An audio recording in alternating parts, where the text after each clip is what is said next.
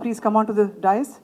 I invite Shri Amit Garg, Director of National Police Academy, to please come onto the stage. I'd like to invite Mr. Rajesh Touchriver to please come onto the stage. And I also invite, of course,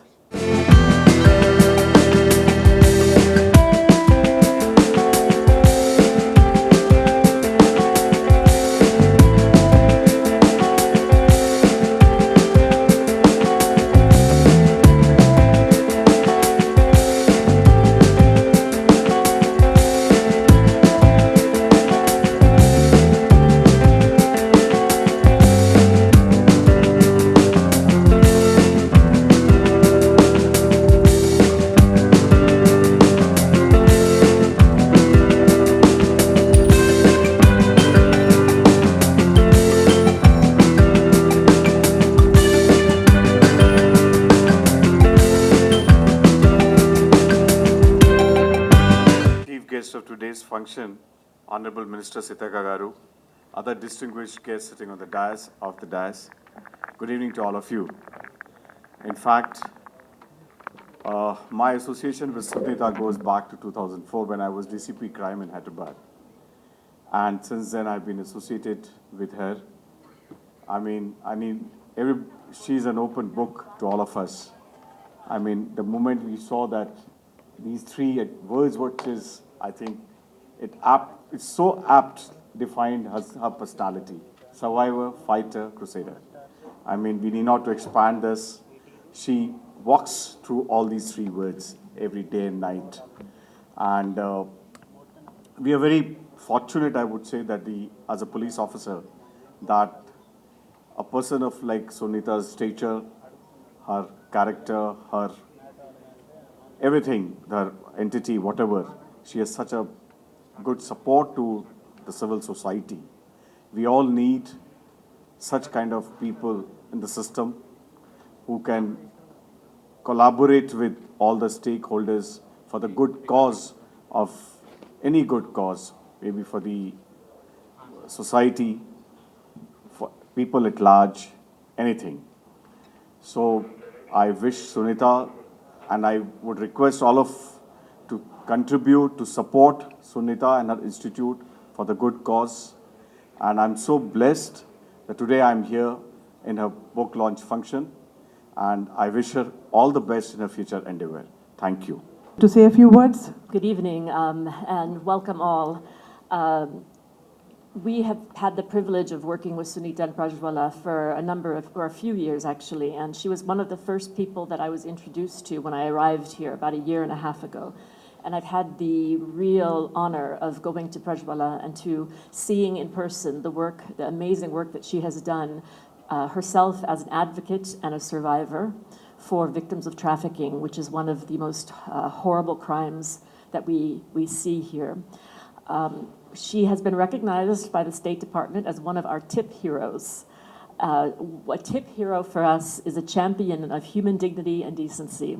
Survivors are government leaders, law enforcement officials, social workers, and we were so pleased to have honored her with this.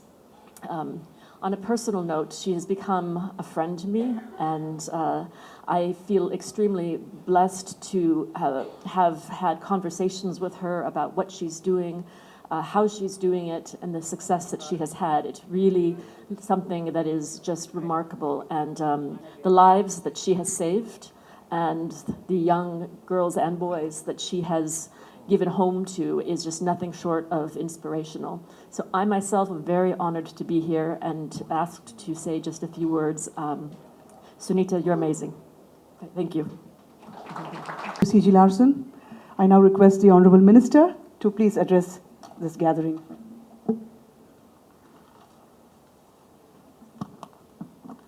Good evening to all. Thank you, Sunitha garu, నాకు ఈ అవకాశం ఇచ్చి ఈరోజు నన్ను ఈ book లాంచింగ్లో I am బుక్లో మరి launching కోసం రమ్మని చాలా రోజుల క్రితం నాకు ఈ టైం ఇచ్చినప్పుడు ఖచ్చితంగా అటెండ్ కావాలి, ఏదైనా అసెంబ్లీ ఉంటుందా క్యాబినెట్ ఉంటుందా అని టెన్షన్ ఉండే. కానీ ఇప్పుడు కూడా సీఎం గారు మీటింగ్ తొందరగా క్లోజ్ చేసుకొని ఈ మీటింగ్లో రావడానికి నాకు చాలా చాలా సంతోషం అనిపించింది. అందులో మీరు కాబట్టి సో మీకు స్పెషల్ థ్యాంక్స్ తెలియజేస్తూ ఉన్నాను. మీలాంటి వారి యొక్క లైఫ్ చాలా కరేజింగ్ లైఫ్ కాబట్టి అందరికీ ధన్యవాదాలు. అదేవిధంగా మేడం జెన్నిఫర్, అదేవిధంగా అమిత్ గారు, ఇంకా బాలంబ మేడం నాకు చాలా రోజులు తనకు తెలియదు ట్రీట్మెంట్ ఇచ్చింది. ఒకప్పుడు ట్రీట్మెంట్ తీసుకునేది వచ్చి నేను ఇక్కడ ఉన్నటువంటి సునీతా కృష్ణన్ గారి యొక్క అభిమానులు, ఆమె ఫైటింగ్లో మరి సపోర్టుగా ఉన్న మీ అందరికీ, పత్రికా మీడియా సోదరులకు, వారి కుటుంబ సభ్యులందరికీ కూడా హృదయపూర్వక శుభాకాంక్షలను ధన్యవాదాలు తెలియజేస్తూ ఉన్నాను. అందరూ అంటే ఒకరి గురించి డిస్కస్ చేయాలంటే ఫస్ట్ వాళ్ళ పాస్ట్ గురించి డిస్కస్ చేస్తారు, అదే ఫస్ట్ ఎప్పుడు తీసుకొస్తూ ఉంటారు. బట్ సునీత అలా కాదు. Sunita not only survivor and saviour కూడా. ఆమె ఎంతోమంది జీవితాలకు ఒక దారి చూపించి ఒక ఫైటర్గా మన ముందు నిలబడింది. కాబట్టి అప్పటి నుంచి నాకు చాలా ఏళ్ళ నుంచి తన గురించి గొప్పగా తెలుసు. ఒక లెఫ్ట్ భావజాలం నుంచి వచ్చినాం మేము కాబట్టి ఇలాంటి ఫైటింగ్స్ స్టోరీస్ ఎక్కువ చూసేదాన్ని. నేను కూడా చాలా ఏళ్ళ క్రితం నుంచి పరిచయం, కానీ దగ్గర నుంచి ఎప్పుడు కలుసుకునే అవకాశం, చూసుకునే అవకాశం రాలేదు. బట్ ఆమె ఫైటింగ్, ఆమె భావజాలం, ఆమె థాట్స్ అవన్నీ కూడా నాకు చాలా ఇష్టం. కాబట్టి ఈరోజు ఎట్టి పరిస్థితులలో ఈ ప్రోగ్రాంలో ఉండాలని నేను రావడం జరిగింది.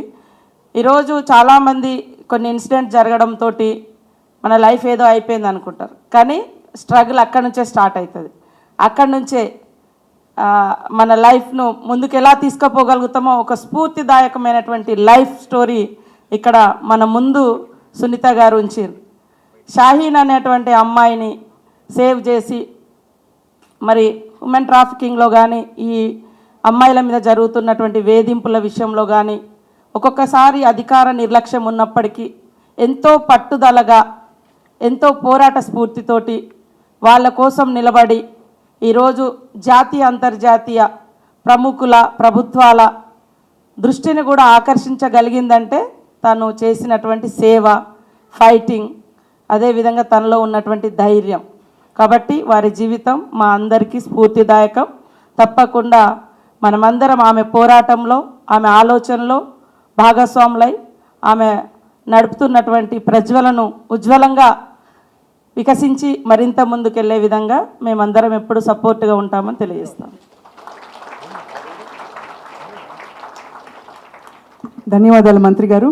Over 30 lakh women and children are reported to be involved in trafficking in India, with lakhs being forced into this industry అన్నది ఒక చేదు వాస్తవం. ఇటువంటి వాస్తవం మన కళ్ళెదుట పడ్డప్పుడు ఇదెందుకు, ఇలా ఎందుకు, వై దిస్, హౌ దట్ అని ప్రశ్నించుకుంటాం తప్ప అందులో వచ్చే సవాళ్ళకి సమాధానం వెతికే ప్రయత్నం కొద్దిమంది మాత్రమే చేస్తారు. ఆ సమాధానమే ఈ పుస్తకం. This is not a book about the dark side of life. It's in fact a beautifully written memoir about a journey that actually has a beautiful conclusion. And we are heading towards the conclusion of eradicating this evil from our society.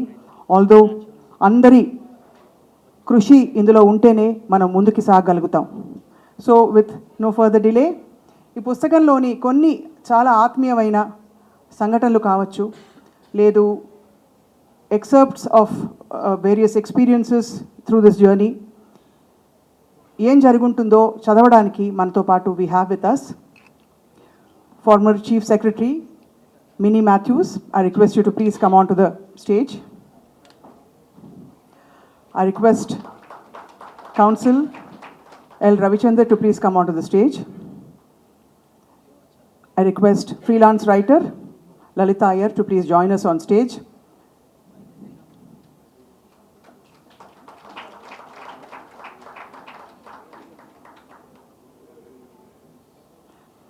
Of course, I request once again Rajesh Tachrivarji. Okay, ma'am has said it, sir, you're not required. Sunitha ji? Yeah. Mr. Mahesh Bhagwat, additional DG, is on the way and he will be joining us shortly. But we will start this evening's book reading. It's more than a reading actually, it's just moments of various incidents that have happened in the past. I request Minnie Matthews ji to please start this reading session. the chief guest of today's function, the Honorable Minister for Women Development and Child Welfare, the Consul General, the dignitaries on the dais and distinguished audience. At the outset, Sunitha, let me thank you for this opportunity to be here as part of this evening's event. Sunitha and I have known each other for close to a quarter of a century. That is ever since I was Principal Secretary, Women Development and Child Welfare in the government of Andhra Pradesh. So I think I can claim to have a ringside view of her struggles, her heartbreaks, her frustrations, and certain events which border on the supernatural. Also, her mission and the passion that she brings to the cause to which she has dedicated her life. But as I was telling her the other day, the reading of her memoir has been for me a voyage of discovery in some ways. The spoken word has a lot of power, but I feel that the written word has infinitely greater power. And for me, it's while reading that things really soak in. And events which I knew about, when it is reduced to writing with all the minute details, it takes you to a different level of experience. And that is why I felt that this book, after reading it, is a voyage of discovery for me, although I know Sunitha very well. In life, there are certain defining moments,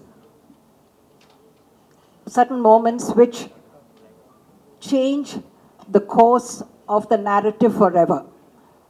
And today, I'll be reading certain excerpts from chapter 9, which actually talk about the inflection point in Sunitha's life. It may take me a little longer than the 5 minutes that you allotted me, but I hope you'll bear with me. This was mid-1996. The Miss World pageant was set to be held in Bangalore. Lakhs of tourists were supposed to land in the city for the 20-day event, which would end on 23rd November. The lodges and the women inhabiting them had risen in anticipation of the flood of tourists at the time and the corresponding increase in demand for paid sexual services. This was the first time I saw how prostitution was directly connected to tourism and other industries and events. Anti-pageant protests broke out in Bangalore, with activists across all ideologies joining in for their own reasons. Every day there were marches, roadblocks, strikes and garaus. The government came under fire for overtly supporting the pageant. For my part, I had developed a strong revulsion to an event that had spiked a manifold increase in prostitution. In the beginning, I participated in a few marches and public protests. Some of the women's groups planned the protests together to ensure a continuity in the events and place sustained pressure on the government to cancel the pageant. At one such meeting, a woman called Lalita from a left feminist group proposed a picketing protest against Godrej. The plan was to picket the showroom located opposite the Cubbon Park police station. Everyone approved the plan. The day of the protest dawned, 28th October 1996. As usual, I did not tell my parents about my plans. At around 11:30 a.m., we were told to move towards the showroom. The idea was to get it started quickly for maximum impact. At the appointed hour, Gayatri and I took position outside the showroom while the others rushed inside. Passers-by were shocked. The police realized our plan and began rapidly approaching the showroom. I chose to stay and court arrest. I was following instructions in good faith, thinking it was the right thing to do. Gayatri and I were bundled into a jeep by a policewoman. The others were already seated and were yelling slogans even as the vehicle turned into the station. All of this was fun, and I was really enjoying the experience. I even began to feel like a real activist. We just needed to wait out until we were released. I began to worry after a few hours had passed and asked Lalita if she knew what was taking so long. As time passed, we remained in the police station. I grew more and more uncomfortable. Something didn't feel right. I couldn't understand what was going on. It was only much later in the evening when we were taken to court that I realized that they had more to the plan, something that we had not been privy to. There was a barrage of media persons outside the court, so I wasn't surprised by the sloganeering when we entered the court campus. But what raised my antennae was the strange and insolent way in which the members of leftist women's group behaved in the court. Some squatted down on the floor. The leader of the group even shouted at the judge. All that I could see was a fuming judge who ordered us to be remanded. I was numb with shock. They were taking us to jail. The walk to the police vehicle was surreal. We were led into the women's barracks of Bangalore Central Jail. I was tearful and anxious, but could not cry. I wondered how I could tell my family about what had happened. It had been over 24 hours, and I still hadn't heard from my parents. The others had met their parents in court and received a change of clothes from them. They all knew the drill as they were from activist families. Under trials don't get uniforms in jail and must bring their own clothes. Days had passed with no news from my parents. I wore the same clothes every day, washing them at night in our barracks and wrapping myself in a bedsheet while sleeping. I lost interest in the protests. There were over 200 women under trials and convicts in the jail. Most were murder accused in dowry cases. The rest were here for theft, burglary, or prostitution. What really bothered me was that nobody from my family came to visit. The jail was filled with people who had committed grievous crimes, and they had visitors practically every day. And Mulakat, or visitation time, was from 10 a.m. to 3 p.m., and it was a strange ritual. From 10 a.m. onwards, the gong would ring, and there would be pin-drop silence. So we clearly hear the number or code call that indicated there was a visitor. I waited and waited for my number, but in vain. 6 days into my incarceration, Geeta and Daddy came to visit. They brought me a change of clothes. I couldn't look my father in the eyes or even speak to him. Seeing him through the grills of the Mulakat room, my heart was in my mouth. I was choked with guilt. He looked haggard. Much later, I learned that Geeta, Shobha, and Daddy had been detained in the police station for many hours the first few days and questioned about my antecedents and connections. I cannot imagine the anguish and humiliation my father must have felt when he was subjected to interrogation. The guilt consumes me even today. That was the only time anyone from my family visited me in jail. For the first time in my life, the words rejection, belonging, and loneliness held meaning. All I wanted was my own people, those who mattered to me. I realized that this experience was going to change my life forever. We were arrested on 28th October. I'd now spent 23 days in jail with no word of bail or release. Then 3 days before the pageant, with no indication at all, we were suddenly free to leave. It was 20th November. Strangers celebrated our release with fireworks and garlands. Yet I felt no happiness, just trepidation. All the others had someone to receive them, but there was nobody waiting for me. My heart sank. I didn't know where to go, what to do. Taking pity at my plight, Ranjani's uncle offered to drop me home. I accepted. I don't know what else I could have done, for I had no money. At home, I was greeted with utter silence. My father opened the door. Their silence felt laden with accusations. If they had actually said something, I would have fallen there at their feet and begged forgiveness. But nobody spoke a word. I walked to my room and had my first proper bath in 24 days, 1 day for each year of my life. I will never know what my family went through in those 24 days. I never asked and they never told me. Much later, I heard that an uncle my father looked up to had said something like, "Once only freedom fighters went to jail, now only criminals do." This time, I had truly shamed my family. I knew I had to deal with the consequences of my actions. Maybe being out of sight, out of mind was the solution that might cut down on the gossiping and baseless rumors. I made up my mind to leave Bangalore, but where could I go? Earlier, I had attended a conference organized by the Peace and Justice Forum in Mumbai, and I had met some interesting people, one of whom had been Brother Verghese Tekanath.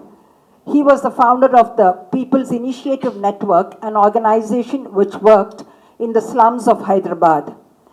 And he had invited me to work with him. I mulled over it for a while and decided to give it a shot. Going to Hyderabad made sense. Over the next few days, I quietly made arrangements to leave Bangalore.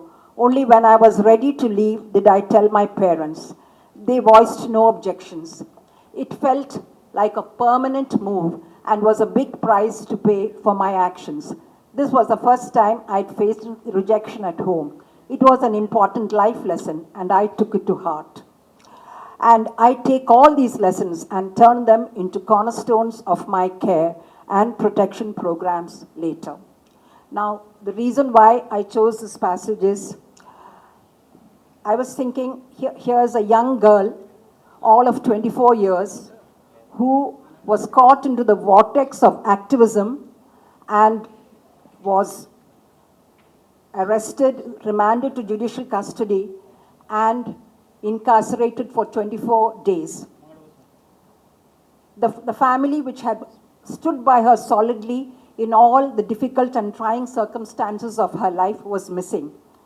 And there she was without a change of clothes.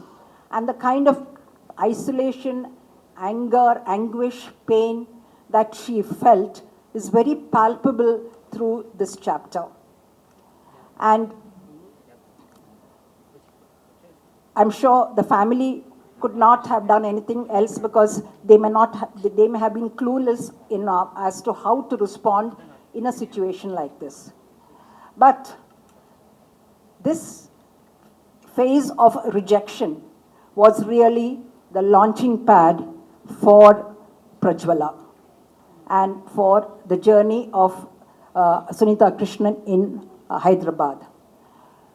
So that was the main reason why I chose this. And we find that every time life knocks her down, she bounces back with a resilience and is able to take learnings from every situation and walk with her head held high. And that is the whole, that is what this whole book is about. So, and then the other remarkable thing about this book is that it's full of gratitude. It is not only gratitude to Mr. Dalmia, who contributed 40 lakhs just out of the blue, but also to the Hijras who were her next door neighbors in Mendi, and to the rickshaw puller who contributed 11 rupees every day from his meager earnings to support her cause. And so my wish and prayer for you, Sunitha, is that you may get that Oscar which you're dreaming about, and I would like to see you and Rajesh walk up the ramp to receive the Oscar award. And may the fire in your belly and the flame in your heart continue to wax and burn brighter than ever before. Thank you. The entire book. It's available right outside the door on the left-hand side. And there will be a selfie session and also a book signing session right after the program this evening. I request Senior Counsel L. Ravichandra to please come and read a brief chapter. At Usmania General Hospital, the doctors went still with shock when they saw the child. In seconds, though their training took over, and they rushed her to the emergency ward. It was then that I began to talk to the constable who had accompanied me. He told me that one of the beat constables had found the child at 4:45 a.m. near the railway tracks. The child appeared to have been gang raped and thrown near the bushes. Maybe they thought that they had killed her. But the beat constable realized that the child was alive. This constable, who was posted at the Chatrinaka police station, had sent several children to our home and had my number. His presence of mind and humaneness were definitely greater than his love for duty and protocol. Very often, lower rung policemen first inform their senior officers and only then raise the alarm and alert agencies like ours. This, of course, means loss of precious time. In this case, though, the intervention was prompt and the police action that followed was diligent. They had arrested 6 migrant workers, one of whom was the father of the girl. He and his friends had assaulted the child in a drunken rage and left her for dead. But that day, if God had appeared before me, I would have killed them with my bare hands. The child, just 4 years old, needed 32 stitches, several hours of surgery, and many, many more in rehabilitation. I realized something else as well. So long as I focused on the pain and trauma of the victims, I risked overlooking their power and resilience. It was crucial to work on the immense potential of human beings to tide over and adverse situations and emerge as people who are capable of loving and sharing. I make sure the child understands they have been wronged and that they should not be ashamed of being a victim. Just one more passage.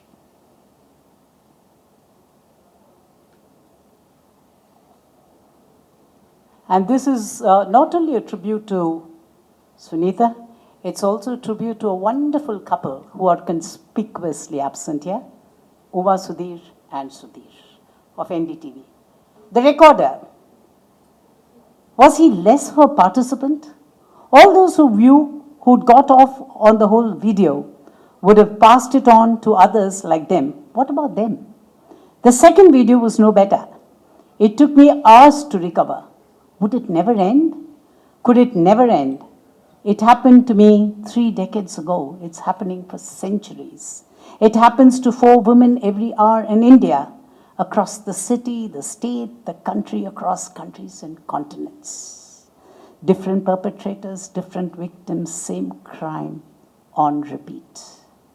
With one big difference now, with the internet and social media at their disposal, so many others can delight in this disgrace, this absolute abomination. This was humanity at its worst. We all had hand in it, allowed it, enabled it to thrive with impunity. Me too, when I didn't report my own experience of sexual assault to the police. But now, what was my excuse for failing to act? I took a deep breath. I handed over my phone.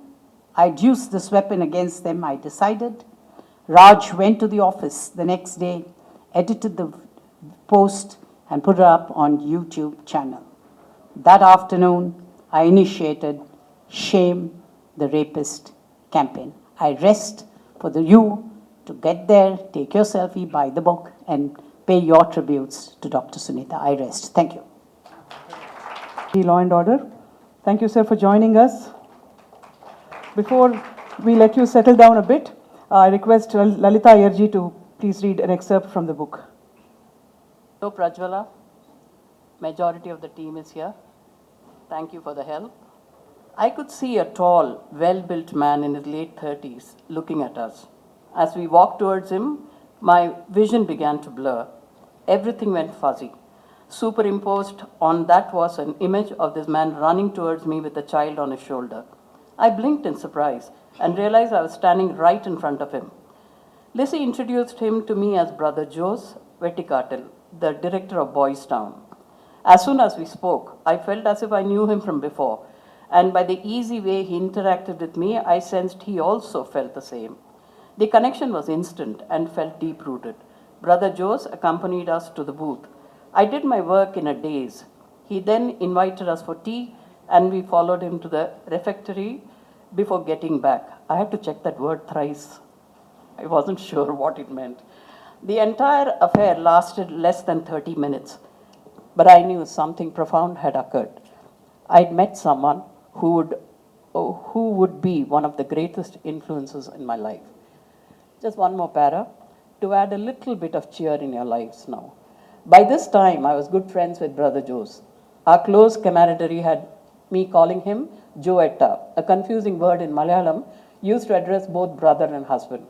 I would readily accept Joe's invitations to visit him on Sunday, which allowed me to spend time with him and to indulge in a luxurious bath in their guest room and wash my hair to my heart's content. She had very long hair once upon a time. Boys Town therefore became a favorite hangout, and I tried hard to make it a weekly affair. Unfortunately, I wasn't very successful, so lice became my constant companion. Thank you.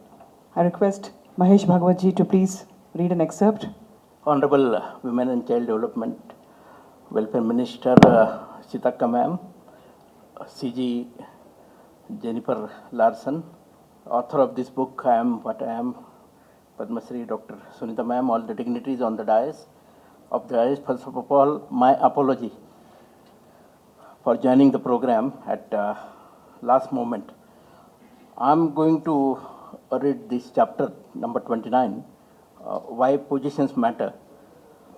Just because, not that I got involved with Sunitha ma'am while rescuing these kids, but after the rescue also, since the things are not at mood, so I'm reading this para first and then I will interact for a few minutes.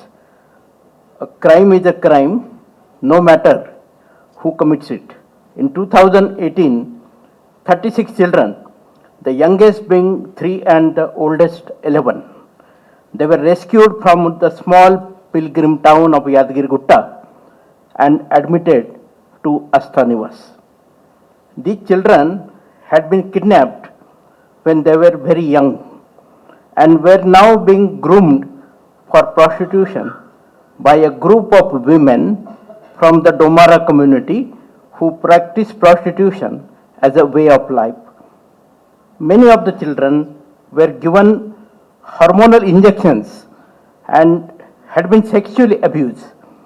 Practically, all of them had witnessed sexual acts as a part of the grooming and training. The massive rescue operation was led by me and my team, and the High Court had taken suo motu notice of the case. Court-ordered DNA tests were done, and none of the women claiming to be the mothers had any biological connection to this child. A high-profile human rights lawyer was representing the alleged kidnappers in the court. Thanks to her legal acumen, the case has been dragging on for years now. Even though charge sheets were filed years back, the trial has not yet started. Do keep in mind that we are talking about children here, and the law mandates speedy trial within a year.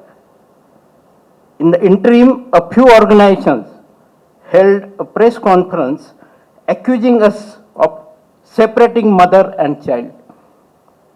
For the last 5 years, not a day has gone by without some talk about this or that organization planning to submit complaints against us to statutory bodies regarding these children. This is a matter of 2018. I was Commissioner of Police Rajkonda. One day, our children helpline 1098, they received a call that in school uniform, Few girls are crying inside the house. House is locked from outside. So immediately our C team with the Yadagirgutta local police, they raided that house. They rescued those girls, and on their information, the rescue operation was continued for 2 days. We rescued 36 children from the age of 3 to 13.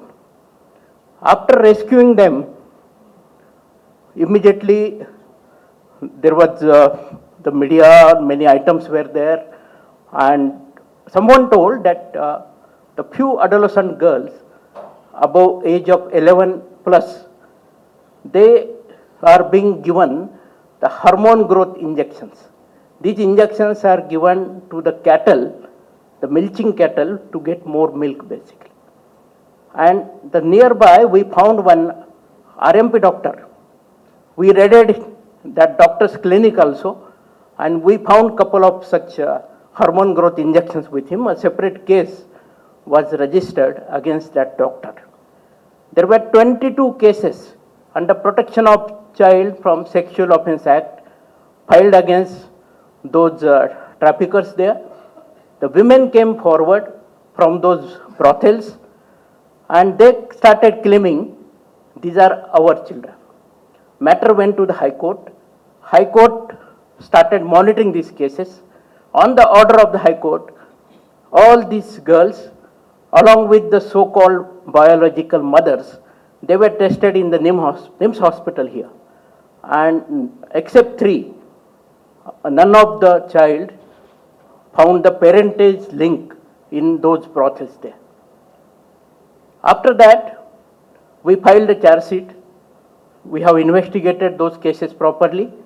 Few of the girls were shifted to the Prajwala home above 6 years. Younger than that, they were taken to the Shishu Vihar in Nalgonda. After that, what happened?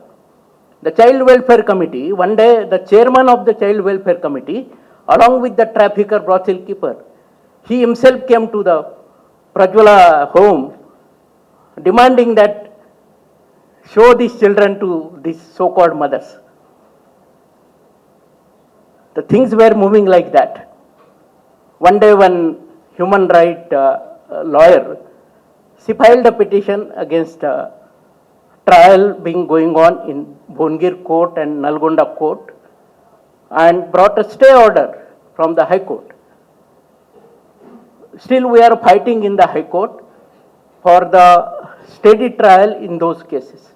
In spite of all the evidence in hand, still the legal battle is going on. These are the same brothels where 2005 and 6, I was the superintendent of police in Nalgonda. One day I visited Yadagirgutta police station. My people told me, sir, this area, there is a red light area. And in that area, they are supplying the diesel to the police station for the generator. So this was the situation there. I discussed with the district collector. GOMS number 3, I think Mini Matthew ma'am is here. So ma'am only has brought that GO. Yeah, ma'am. Yeah. So ma'am has brought that GO. I found that GO in 2005, very handy. I have taken that GO and went to collector. And I have shown this GO to collector. Every month, collector should conduct meeting regarding this trafficking issue and requested him to organize a meeting with all the stakeholders. We organized a meeting and the project Ahasra was designed to rescue these women from the brothel and take action against the trafficker. At the same time, the children, we should start a bridge school from them 24/7 so that the children should go to the school. 2 girls we found, they were 10th standard pass. We offered them home guard job after giving them 3 months of soft skill training. One of the girls challenged me. In 2005 I am talking. She challenged me that whatever we are giving her the home guard remuneration, she can earn it in 1 hour on a day. And she left that home guard job, went to Karimnagar. And after 2 months again she returned back. I said, what happened? No, sir. The dignified life what you are giving, we can't buy through money. That was her. For 2 years, this project was going on well, 90% prostitution we controlled. After that, I left. I came to Hyderabad. In our department, sorry to say, we always have predecessor-successor syndrome.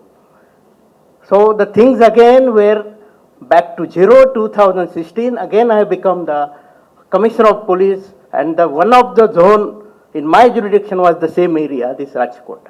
So I was knowing that problem again it is there, and we have to act swiftly. So that raid, after conducting that raid, we have closed down those brothels. There is a provision in Immoral Traffic Prevention Act, 1956. That act came, and the act, that provision, you can close down the brothel for 3 years if the brothel is running with the minor children. And as per that section 18 of Immoral Traffic Act, none of the criminal and civil court you can go for appeal once the closure down orders are given by subdivisional magistrate or the Commissioner of Police, who are having the power of additional district magistrate. So under that, we closed down those brothels. We also booked those traffickers under Preventive Detention Act. And after that, then when these cases came for trial, still we are fighting that trial should get completed. Whatever happens in the trial, let us see in the court of law. But trial is not happening. This is the situation today. Many cases we work together since 2004. Prajwala and I am in person or as organization head, as the Superintendent of Police of Women Protection Cell, 2007. The first anti-human trafficking unit in country was formed in Hyderabad. Now you can see every district in country, we are having the anti-human trafficking unit. That time we rescued girls from Bhiwandi, Thane, Mumbai, from Delhi brothels, from Bangalore, from Goa. Many places we went and rescued our Telugu girls, brought them, and we have done the ideal rehabilitation. And we have also jot down those best practices, the SOPs, through the Ministry of Home Affairs and United Nations Office on Drugs and Crime, and they are available online. You can go through that. After that, in 2016 onwards, in Rachakonda, I will just narrate one story and I will stop here. One day, madam called me that one of Prajwala's counterpart in Bangladesh, that lady called ma'am, saying that one 15-year-old girl got eloped with a boy from Bangladesh, and right now that girl location is Hyderabad. What available was only one mobile number. So we got the full information. The information was this girl got some missed video call. So as a curiosity, she called back. That boy pretended that he's a wealthy boy and loving her. Let us run away from here. We go to India. Lot of prosperity will be there. This boy brought that girl to Bangalore. For 1 month, they were staying like a husband and wife. After that, he sold her to a brothel keeper in Vijayawada. That girl came to Vijayawada. In Vijayawada, the brothel keeper lady and her son, they were having a couple of such small girls and they were running brothel there. Plus this boy was also having a YouTube channel. Through YouTube channel, different program, he was attracting young girls, giving them some junior artist kind of job. And couple of girls were also from Hyderabad. This girl finally got sold to Hyderabad. She came here. The couple was from the West Bengal and they were having the custody of this girl. We acted like a decoy customer that we want this girl only. And they fell in our trap. One day they brought this girl to my area of Kushaiguda, where the Rachakonda Commissionerate is located, and our special operation team, they have intercepted them. They have rescued that girl. Then we got this entire story. The chain of trafficker right from Hyderabad, Vijayawada, the Bangalore, we have arrested them. That girl got repatriated to Bangladesh. The case got charge sheeted and we are hoping for sure conviction. Thank you. Heroic, and a big round of applause to the several stories of heroism Sunitha ji has come across in this past few decades. Now, we have just completed the book reading, excerpts from the book, sharing, whatever we'd like to call it, but it's actually a beautiful introduction, and if in case you want to buy the book, it is available on Amazon. Okay, no choice. All of you are requested to please buy the book on Amazon, or if you'd like a copy right now, we have a stall right outside the door on the left, and you can have an autographed copy from Dr. Sunitha Krishnan.